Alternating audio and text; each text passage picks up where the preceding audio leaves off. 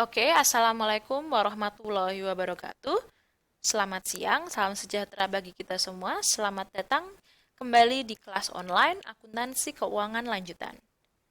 Nah, pada kesempatan ini kita akan melanjutkan lagi topik pembahasan yang kita sudah mulai di pertemuan sebelumnya. Jika pada pertemuan sebelumnya kita sudah membahas tentang jurnal eliminasi dan proses konsolidasi yang diperlukan ketika pernah terdapat transaksi jual beli tanah antara induk dan anak perusahaan. Nah, pada kesempatan ini kita akan melanjutkan pembahasan terkait dengan aset tetap yang lain, yaitu misalnya bangunan, kendaraan, atau mesin.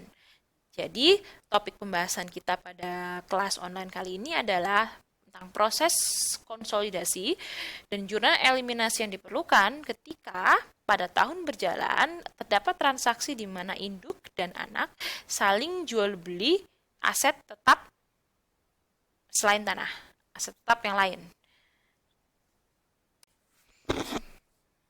Baik, mari kita mulai pembahasannya. Jadi sekarang kita lihat dulu kenapa aset tetap yang disusutkan itu beda dengan aset tetap tanah yang sudah kita bahas pertemuan sebelumnya. Nah, jadi ketika kita bicara tentang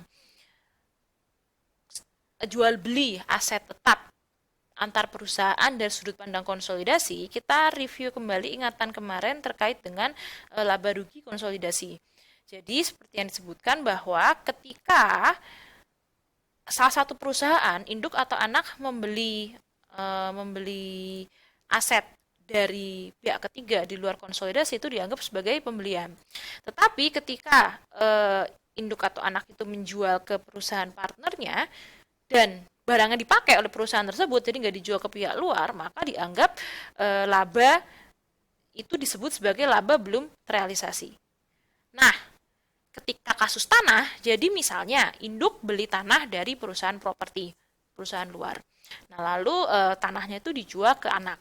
Sama perusahaan anak, tanahnya disimpan terus. Akibatnya labanya ya belum terrealisasi terus. Nah, ini sedikit berbeda jika kita bicara tentang aset tetap selain tanah. Yaitu di sini adalah aset tetap yang disusutkan.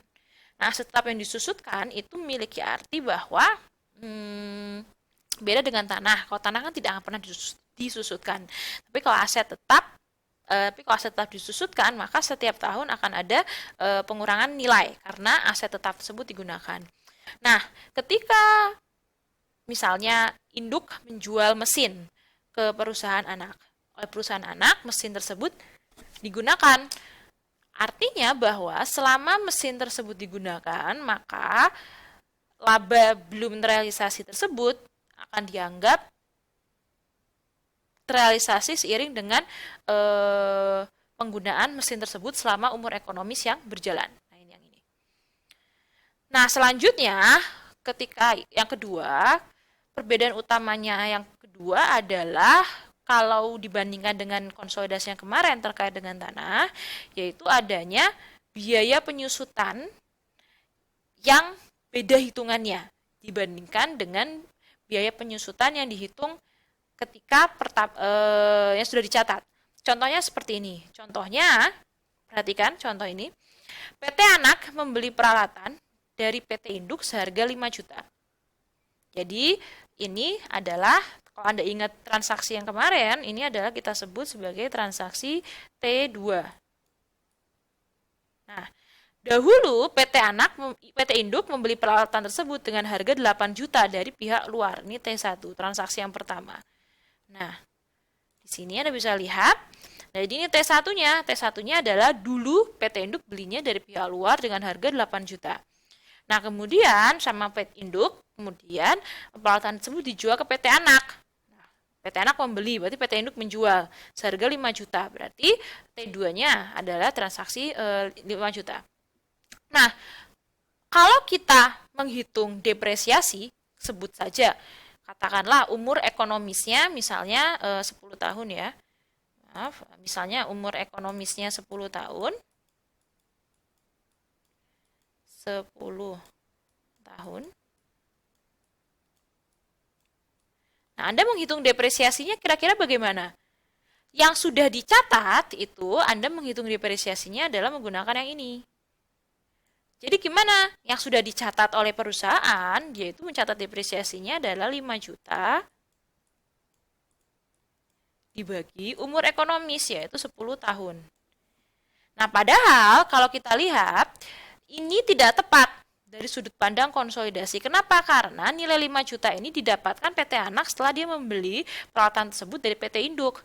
Dianggap penjualan peralatan dari PT Induk ke PT Anaknya 5 juta ini dianggap tidak pernah terjadi. Jadi nilai yang dianggap valid sebagai basis depresiasi dari sudut pandang konsolidasi itu adalah yang 8 juta ini. Nah, jadi kalau menurut sudut pandang konsolidasi, depresiasinya itu ya seharusnya 8 juta dibagi 10. Maaf. 8 juta dibagi 10. Nah, itu adalah sudut pandang konsolidasi dalam memandang biaya depresiasi. Nah, bagaimana penerapannya itu nanti kita akan lihat di slide selanjutnya yang akan menjelaskan tentang aplikasinya bagaimana. Untuk mempermudah pemahaman terkait dengan poin-poin ini, kita akan langsung aplikasi saja ke contoh soal. Nah, kita mulai dari yang downstream dulu. Jadi tentunya Anda masih ingat di pembahasan sebelumnya kita bicara tentang downstream dan upstream.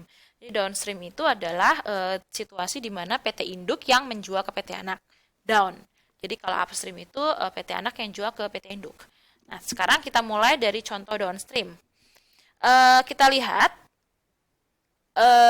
asumsikan PT Induk menjual peralatan ke PT Anak pada 31 Desember seharga 7 juta. Nah, PT Induk membeli peralatan tersebut 3 tahun yang lalu, yaitu 31 Desember 2012 dengan harga 9 juta dan telah disusutkan dengan umur ekonomis 10 tahun. Jadi, di sini PT Induk dulu belinya, di sini T1-nya adalah yang ini. T1-nya ini pada 31 Desember 2012 dengan harga 9 juta. Nah, lalu di sini T2-nya adalah yang ini, di mana PT Induk menjual peralatan ke PT Anak dengan 31 Desember 2015 dengan harga 7 juta. Nah, sekarang kita coba lihat bagaimana aplikasi perhitungannya. Pertama, kita harus menghitung dulu pada waktu PT Induk menjual ke PT Anak, itu berapa toh nilai buku dari peralatan yang dijual. Nah, jadi yang 9 juta ini kan nilai beli awal pada 31 Desember 2012.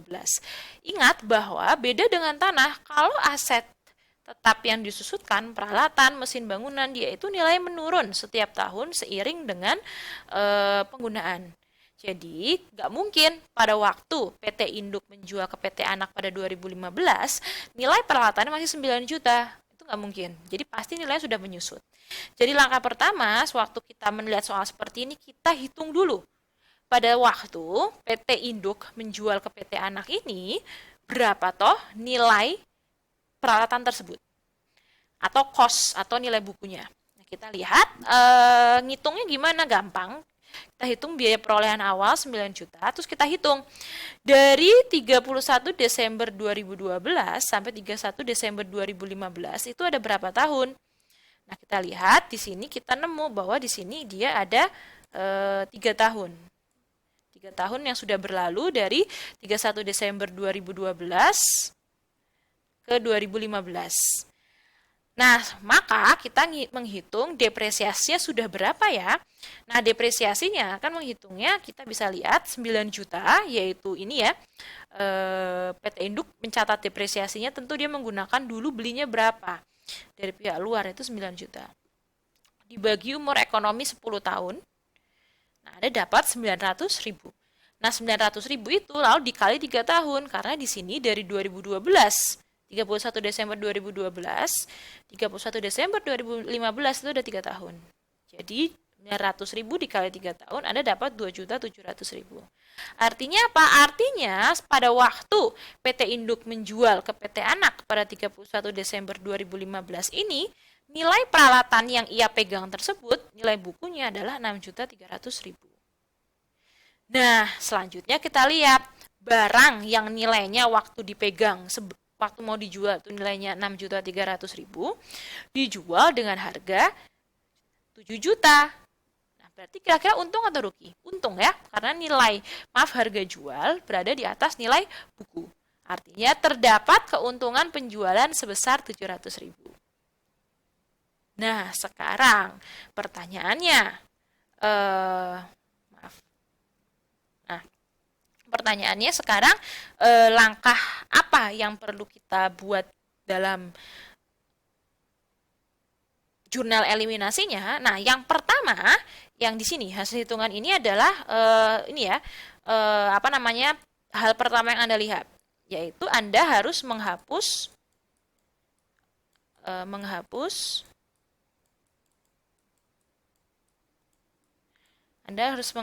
untung atau ruginya. Jadi misalnya apa? Misalnya katakanlah perusahaan PT Induk ini rugi sewaktu dia menjual peralatan, maka Anda harus menghapus rugi. Kalau untung, seperti contoh yang di sini, maka ini Anda akan menghapus untungnya. Nah, ini pertama.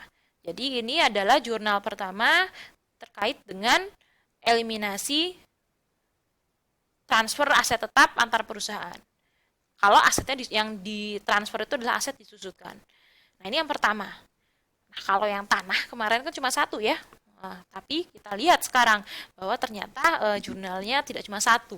Jadi terkait dengan transfer aset tetap yang disusutkan ini ada lebih dari satu jurnal eliminasi yang berdampak atau yang perlu kita buat.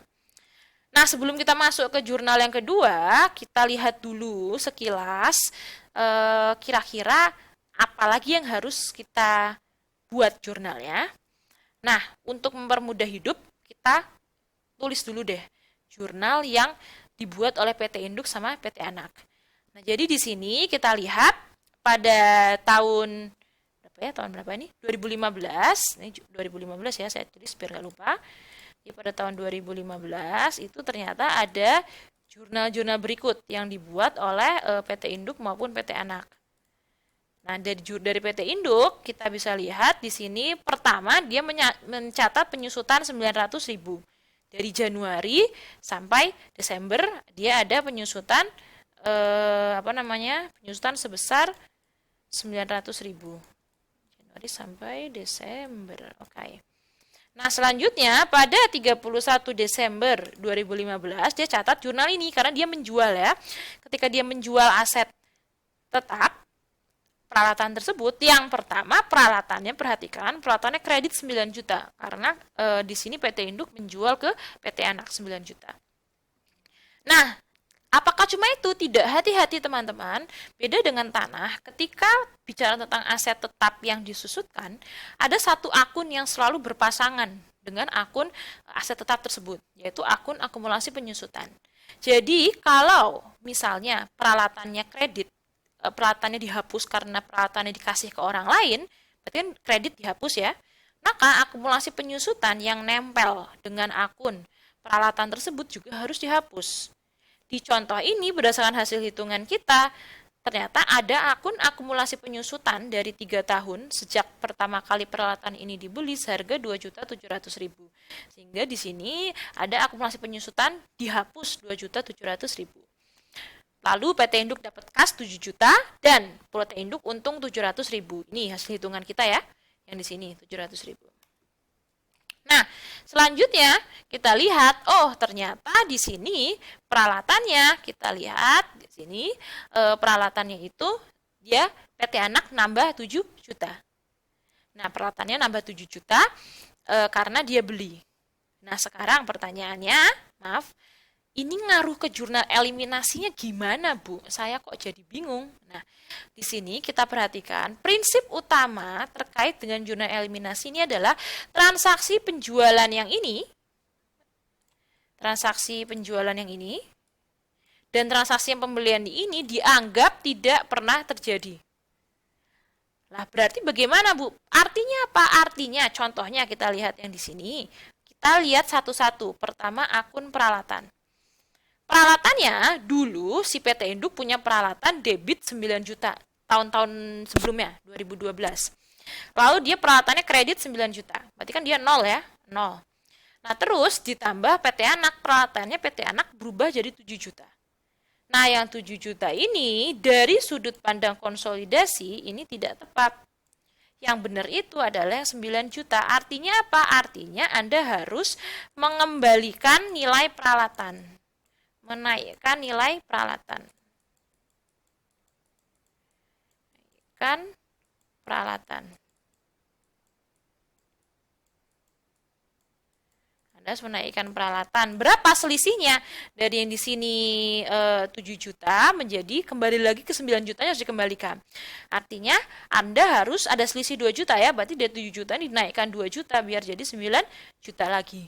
Yang ini kan tadi dihapus nih. Ini kita kembalikan lagi ke nilai awalnya. Yang kedua apa? Yang kedua, kalau peralatannya balik lagi, logikanya akumulasi penyusutannya juga balik lagi. Di sini tidak ada akun akumulasi penyusutan karena PT Anak kan baru punya asetnya, nggak mungkin sudah ada akun akumulasi penyusutan. Masalahnya dari sudut pandang konsolidasi nggak peduli tuh lu PT Anak baru punya atau enggak. Ada yang tahu lah induk sama anak tuh jadi satu. Kalau induk sudah nyatat akumulasi penyusutan, maka logikanya tentunya akumulasi penyusutan itu harus ada di laporan konsolidasi. Jadi yang ini harus dikembalikan lagi. Nah, mengembalikan akumulasi penyusutan. Jadi akumulasi penyusutan yang tadinya dihapus dikembalikan lagi. Nah, kembalikan penyusutan.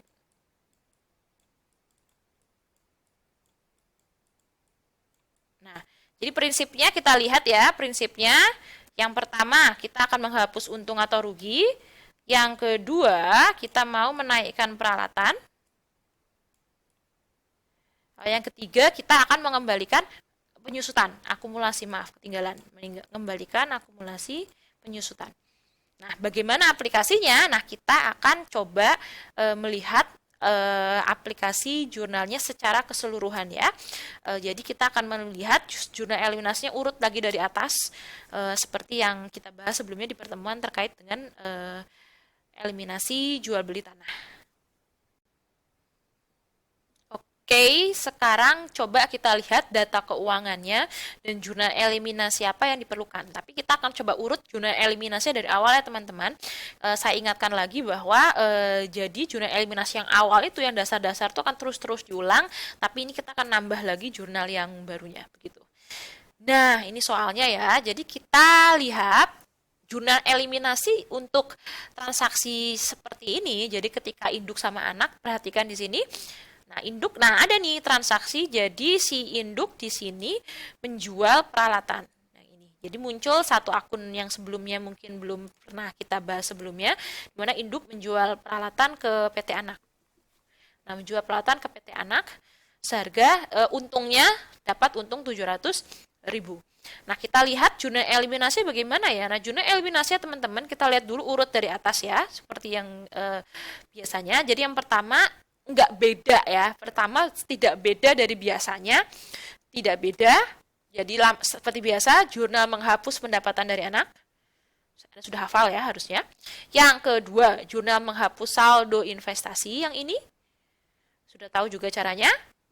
Nah, sekarang jurnal yang baru adalah yang ini. Mengeliminasi laba belum terrealisasi dari transaksi jual beli peralatan. Kita perhatikan jurnal. Yang pertama, akun bangunan dan peralatan, kita lihat di sini debit 2 juta. Kenapa? Asalnya dari mana? Asalnya dari yang sini. Nah, menaikkan peralatan. Jadi di sini kan dibilang bahwa peralatan harus dinaikkan karena yang sudah dicatat di laporan keuangan itu yang tercatat adalah 7 juta. Padahal dari sudut pandang konsolidasi yang dianggap benar adalah yang 9 juta. Sehingga kita harus menaikkan bangunan dan peralatan sebesar 2 juta. Yang kedua, keuntungan penjualan 700.000 yang ada di sini kan kredit. Nah, kita masukkan dia di debit. Karena kita harus di sini yang pertama tadi menghapus kalau dia untung atau rugi. Nah, jadi di sini kita menghapus untungnya. Yang ketiga, kita lihat di sini mengembalikan akun akumulasi penyusutan. Jadi tadi kan di sini si PT Induk itu waktu dia jual, dia membuat jurnal yang seperti ini yang menghapus akun akumulasi penyusutan. Sewaktu kita mau menyusun konsolidasi, kita kembalikan lagi. Akun akumulasi penyusutannya dikredit 2.700.000. Nah, jadi ini adalah jurnal eliminasi yang diperlukan ketika kita mau menyusun, ketika kita mau menghapus transaksi transfer aset tetap disusutkan antar perusahaan. Intinya jurnal yang ini, jurnal yang ini tetap harus dibuat. Jurnal yang ini seperti biasa dibuat. Nah, yang ini nambah jurnal baru lagi. Yang ini. Seperti itu. Nah, kira-kira apakah kesulitan bisa dicatat ya? Kalau ada pertanyaan kita akan bahas di kesempatan yang selanjutnya. Nanti saya akan membuat kesempatan untuk diskusi. Nah, kita lihat apakah jurnalnya sudah selesai, teman-teman? Jurnal eliminasi untuk PT Induk dan Anak yang ini? Oh, belum. Ingat ya, perhatikan baik-baik. Di sini kan ada non pengendali. Artinya ada satu jurnal yang ketinggalan ya, yaitu jurnal alokasi laba non pengendali. Kita lihat. Nah, kita lihat. Nah, alokasi laba non pengendali, jurnalnya kita lihat. Nah, karena ini downstream, artinya apa? Artinya akun keuntungan ini punyanya PT Induk. Artinya lagi apa? Artinya jurnal ini tidak mempengaruhi perhitungan laba non pengendali. Jadi laba non pengendalinya itu untuk jurnal yang keempat ini ya sederhana saja. Laba non pengendalinya itu seperti biasa. Di sini kan 80%, berarti kan non pengendalinya 20% ya sisanya. Nah, jadi cara ngitungnya langsung saja 20% dikali berapa? Dikali labanya PT Anak yang ini. Nah, sehingga langsung dikali 50 juta. Nah, sehingga Anda sudah dapat di sini Anda dapat di sini angka 10 juta. Nah, 10 juta lalu dividen dan ekuitas non pengendali saya rasa Anda masih ingat ya, jadi 10 juta lalu dividennya itu adalah sisanya karena tadi di sini ada dividen di sini 30 juta, sudah dihapus 24 juta. Jadi di sini tinggal sisanya 6 juta. Selanjutnya, ekuitas non pengendali itu sisanya. Pokoknya ini sudah dapat 10 juta, ini sudah dapat 6 juta, maka berapapun sisanya masuk ekuitas non pengendali. Nah, jadi seperti yang Anda lihat, angka yang jurnal ini tidak masuk penyesuaian ketika kita menghitung laba non pengendali. Karena apa? Karena ini adalah transaksi jual beli aset tetap yang downstream. Jadi kalau downstream tidak, jurnal yang ini tidak mempengaruhi perhitungan alokasi laba non pengendali, begitu. Nah, itu kan downstream, Bu. Kita upstreamnya gimana? Nah, upstreamnya akan kita bahas nanti, nggak usah khawatir. Nah, selanjutnya masih ada topik lain yang satu lagi yang perlu Anda bahas, teman-teman, yaitu terkait dengan ini kan tahun 2015. Kira-kira tahun depan, Bu, jurnalnya sama nggak? Karena kalau tanah kan sama ya. Nah, kira-kira jurnalnya sama nggak? Antara sama dan tidak. Jadi mari kita lihat. Kalau kita mau buat sekarang, 2016-nya, sebelum kita ke 2016, kita lihat ya, dimasukkan kertas kerjanya. Nah, ini masukkan kertas kerja terkait dengan penghapusan transaksi jual beli aset tetap antar perusahaan. Jadi nanti masuk. Anda bisa lihat di PowerPoint ya. Begini. Jadi keuntungan penjualan tidak ada ya, 0 di sini. Lalu bangunan dan peralatan nilainya ditambah. Seperti itu. 2 juta. Nah, kita lanjut dulu. Anda bisa lihat ini nanti di PowerPoint ya, lebih jelas, bisa lebih detail juga. Sekarang kita lihat dulu tahun selanjutnya. Jadi tadi sudah 31 Desember 2015. Sekarang kita mau menyusun konsolidasi untuk per 31 Desember 2016. Apakah segampang yang tanah kemarin? Enggak segampang itu juga. Jadi gini ya. Nah, jadi ketika sudah, jadi gini. Tadi itu kan, Jadi kan tadi itu transaksinya itu kan induk menjual ke anak. Induk itu menjual ke anak kan pada 31 Desember. 2015. Nah, kira-kira induk kan sudah mencatat biaya depresiasi. Biaya depresiasi. Maaf ya jelek, saya nggak punya ini buat nulis soalnya. Saya pakai mouse. Nah, sudah mencatat biaya depresiasi. Pertanyaan saya, apakah PT Anak sebagai perusahaan yang membeli peralatan tersebut sudah mencatat belum kalau si PT Anak itu terkait dengan biaya depresiasinya pada 31 Desember 2015? Belum. Karena pas tuh dia beli asetnya, kebetulan belinya pas akhir tahun. Jadi pas dia beli, belum sempat dipakai, belum sempat disusutkan, langsung buat laporan keuangan. Jadi nggak ada depresiasi. Nah, jadi ketika Anda menyusun konsolidasi yang jangka waktunya adalah 1 tahun atau lebih setelah tanggal pembelian, Anda harus hati-hati karena Anda harus memperhatikan faktor depresiasi. Nah, di contoh ini perhatikan PT Anak kan beliau 31 Desember 2015. Sekarang kita mau mencoba menyusun menyusun konsolidasi per 31 Desember 2016. Nah, selama tahun 2016 PT Anak sudah mulai nih di 1 tahun menyusutkan peralatan yang ia beli. Nah, dari PT Induk senilai 7 juta. Sama sisa umur ekonomisnya 7 tahun. Artinya apa? Artinya PT Anak itu kan dia dulu belinya dari PT Induk itu 7 juta. Umur ekonomisnya tadinya PT Induk itu waktu dia dulu pertama kali beli umur ekonomis awal kan 10 tahun. 10 tahun awalnya waktu PT Induk. Nah, terus dijual deh sama dia ke PT Anak. Nah, PT Anak kan terima sisanya, berarti masih ada sisa 7 tahun karena baru kepake 3 tahun. Nah, jadi ini awalnya 10 tahun, nah sekarang setelah PT Anak pakai, dia catatnya 7 tahun.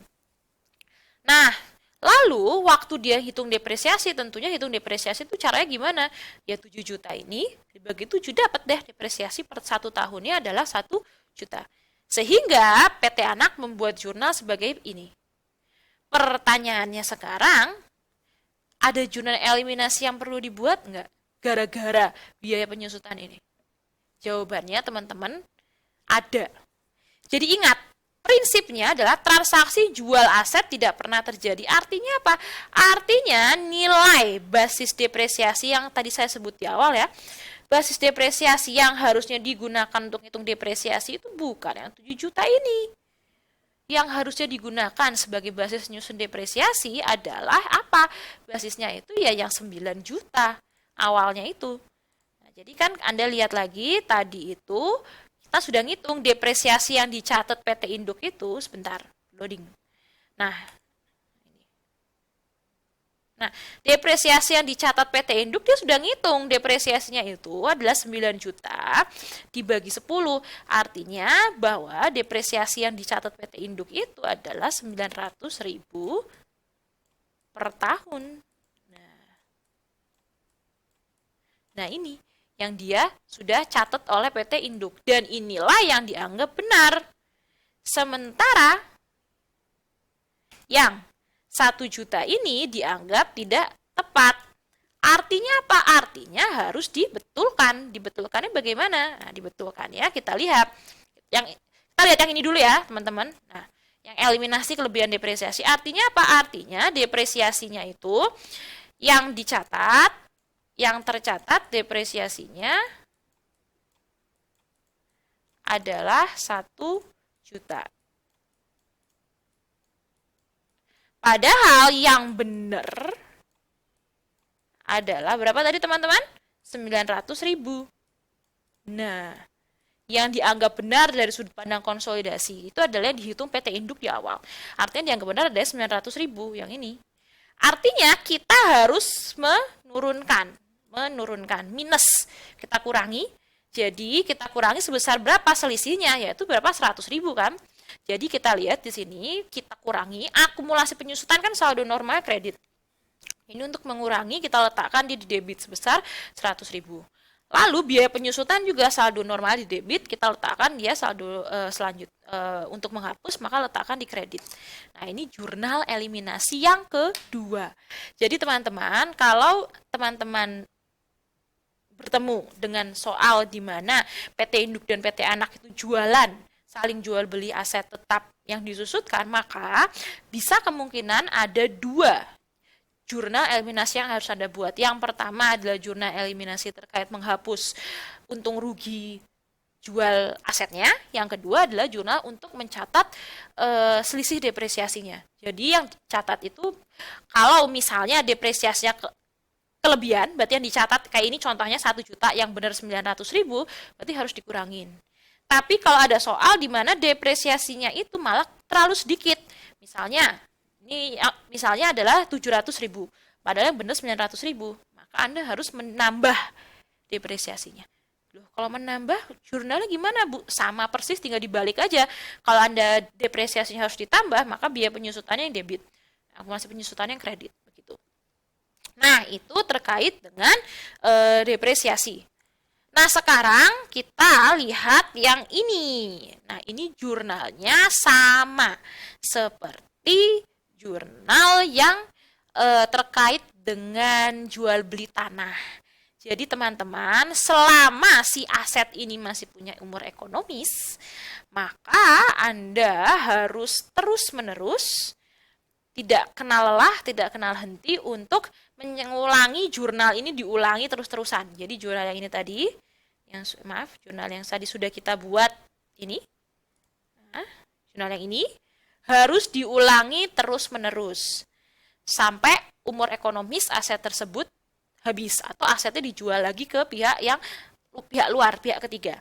Tapi yang perlu Anda ganti akunnya cuma akun yang ini saja, keuntungan penjualan. Kalau sudah 1 tahun kemudian, sudah tahun yang berbeda, itu ganti akun saldo laba. Maksudnya tahun berbeda itu gimana, Bu? Maksudnya gini, misalnya di sini pakai keuntungan penjualan karena asetnya dijual pada tahun 2015. Nah, tapi kalau di sini soal ini Anda membuat untuk 2016 kan sudah tahun lalu tuh, maka akun keuntungan penjualan diganti akun saldo laba gitu.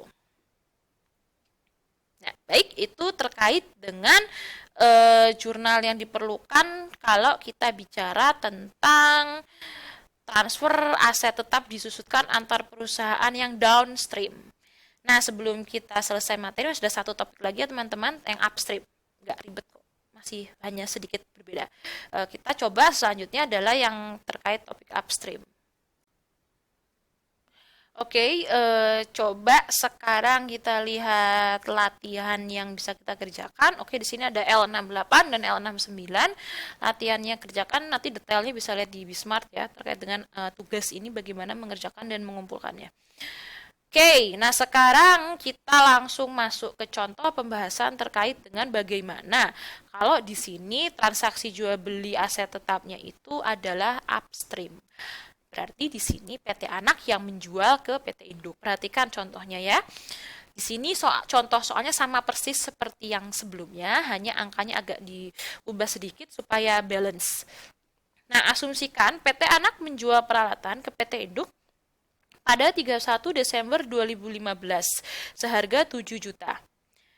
Nah, kita lihat di sini total laba yang dilaporkan PT anak itu 50.700.000. Jadi 50 juta laba plus 700.000 keuntungan penjualan. Nah, perhatikan di sini PT anak membelinya itu dulu sama dengan contoh tadi, jadi membelinya itu dulu 9 juta.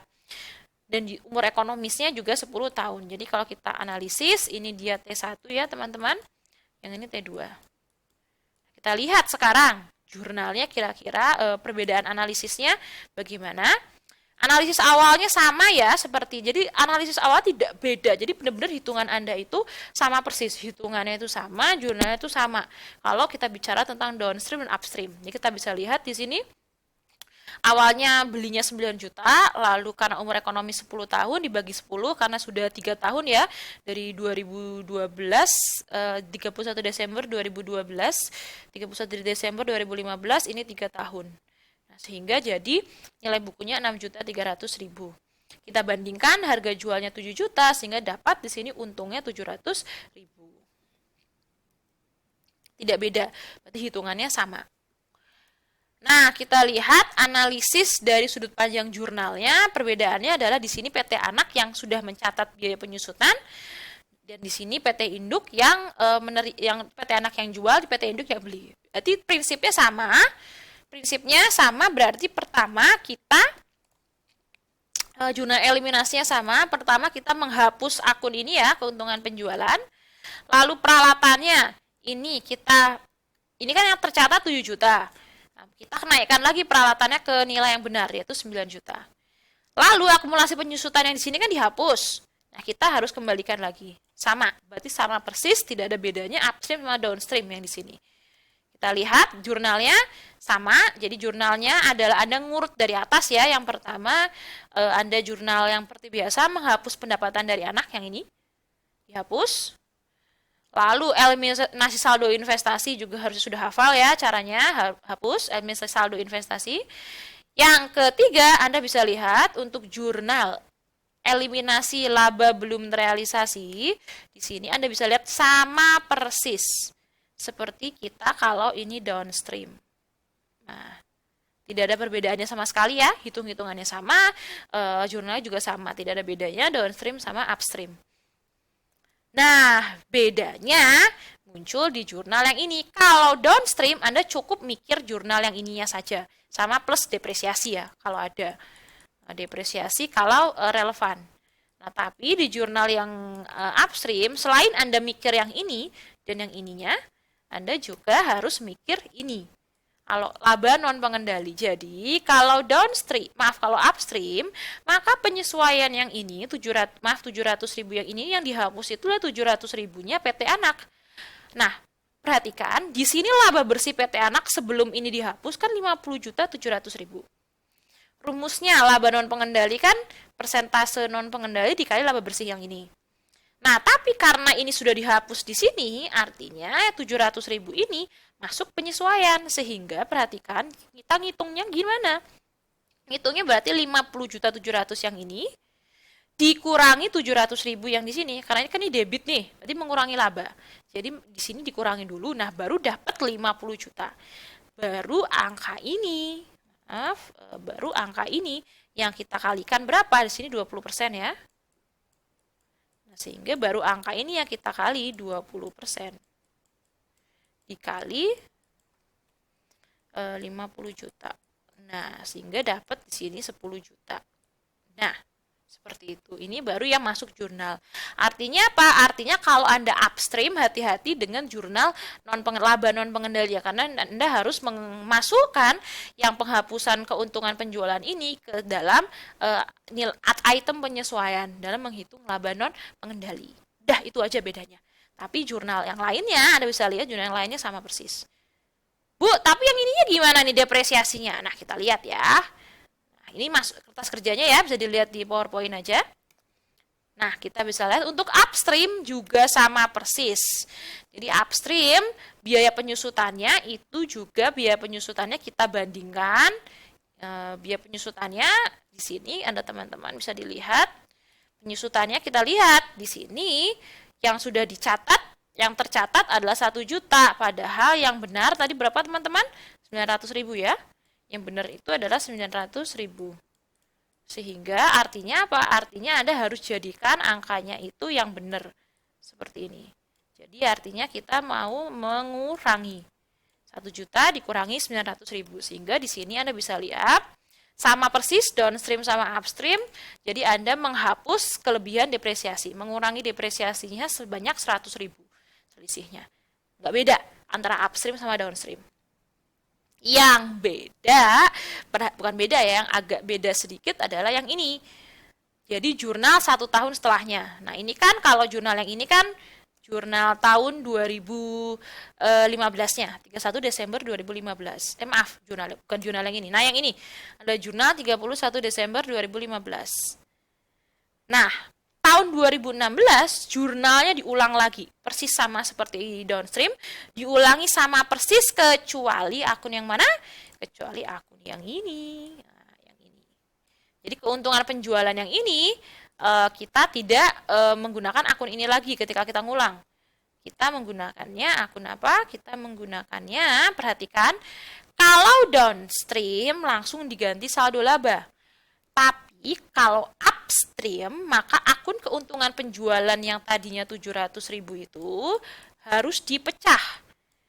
Jadi proporsi yang berapa? Proporsi parent 80% dan proporsi non pengendali sebesar 20%. Ini dapatnya dari mana, Bu? Yang ini loh.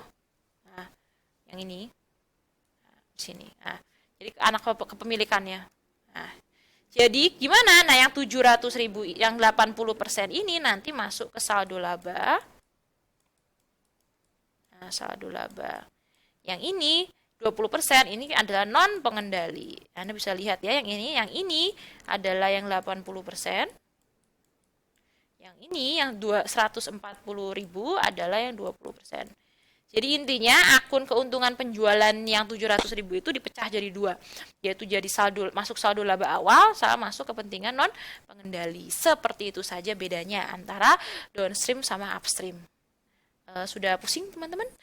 Mungkin pusing ya. Nanti kita coba lebih mudah ketika nanti masuk ke latihan. Nah, ini tolong di latihan ini nanti adalah kita akan membahasnya detail bagaimana mengerjakan latihan ini, dan pengerjaan dan juga pengumpulannya akan dibahas di Bismart ya, terkait dengan aktivitas yang harus dikerjakan untuk kuliah online ini.